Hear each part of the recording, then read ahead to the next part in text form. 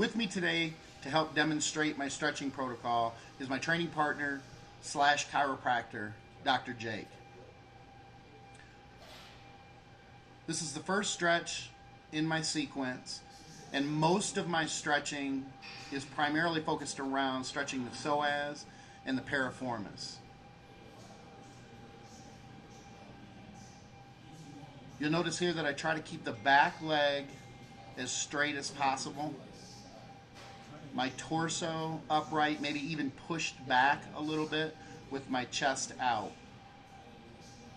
Keeping the back leg straight also stretches the rectus femoris as well.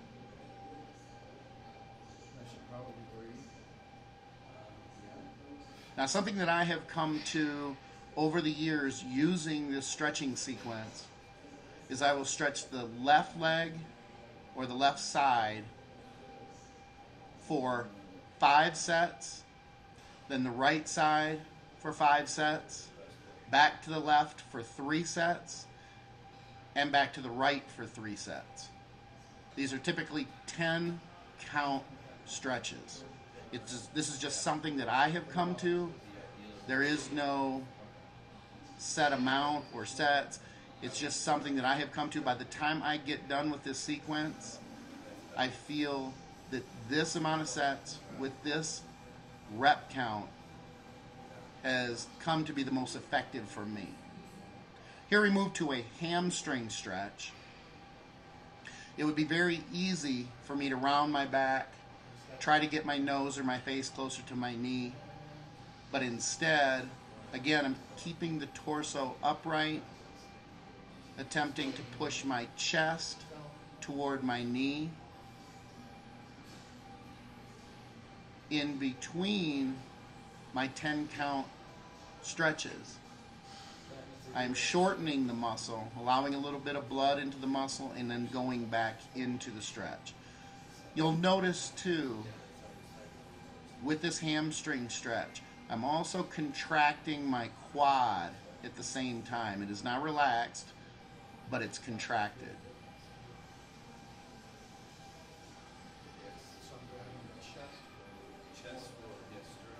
You may also notice that I'm not terribly flexible. My chest is not going to get much closer to my knee than this position here.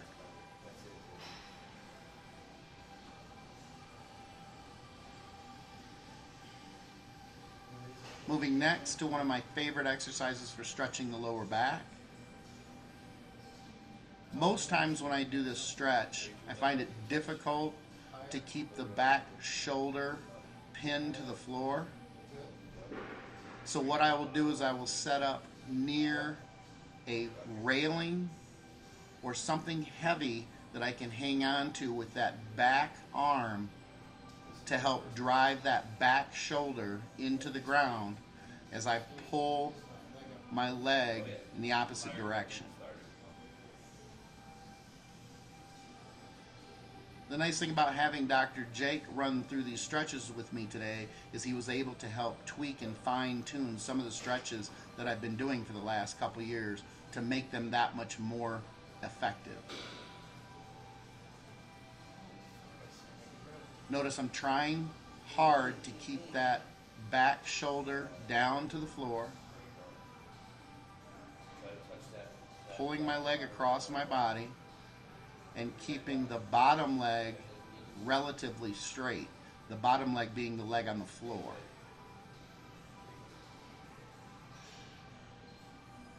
Move here into a stretch for the piriformis. It is not critical that the stretched out leg or the back leg is entirely straight. Essentially, I'm just getting that leg out of the way to allow for the stretch of the piriformis and the muscles in the hip. You can't see in this stretch right here, but what I'm actually doing is I'm attempting to drive that hip down into the floor. Again, chest is out, chest is high, and I'm pushing my chest down into the floor. In between stretch repetitions, I'm again shortening the muscle, which I feel is very important, in between my stretch sets.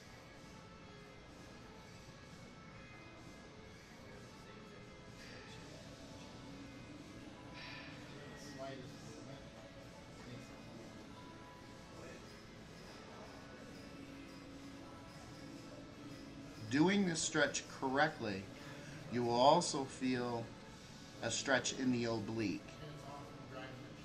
If you round your back and don't keep your chest high and out, the stretch won't be there into the oblique.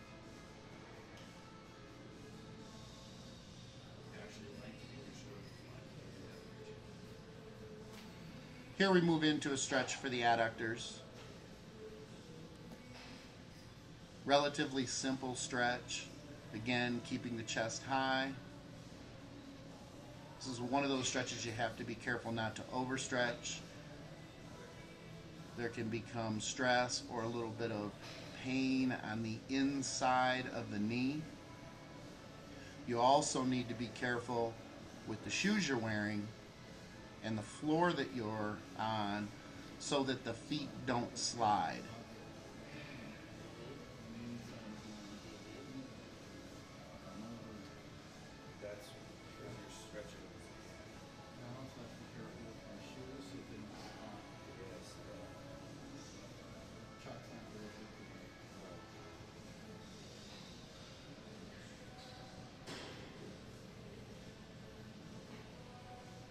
This here is my favorite exercise for piriformis. My piriformis is not tight. My psoas is not tight.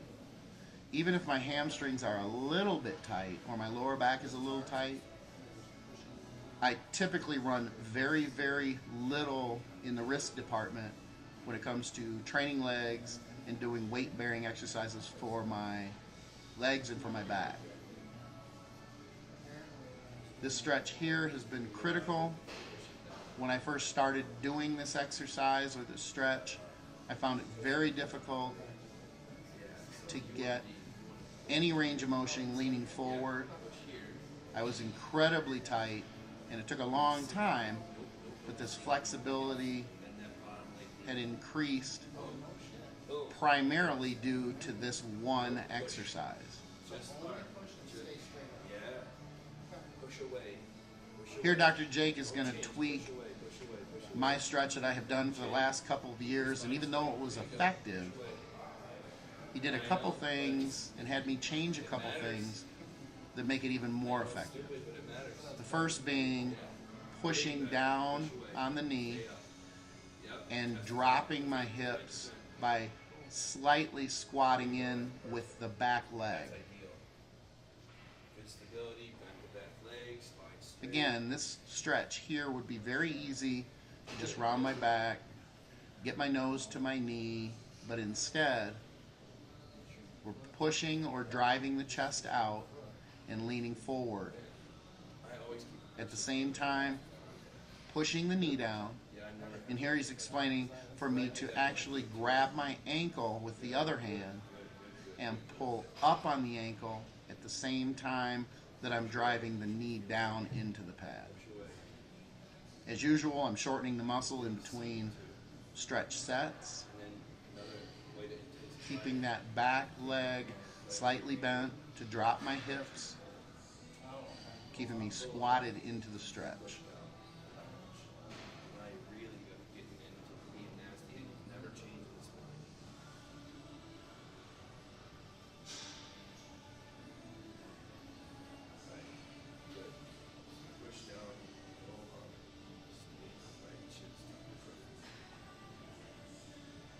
The last stretch I do is for the lower back. Typically what I have always done is I have used a very light weight, sometimes 50 pounds, on a long pulley row and stay in the stretched position and count that as a stretch set. He informed me today by showing me this exercise that doing the long pulley version caused shearing force because of the weight resistance. So he's showing me a new stretch today for the lower back to use instead of the long pulley version.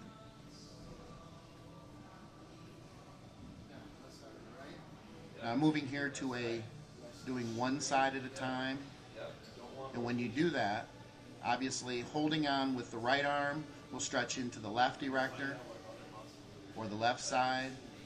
Holding on with the left arm will stretch into the right side,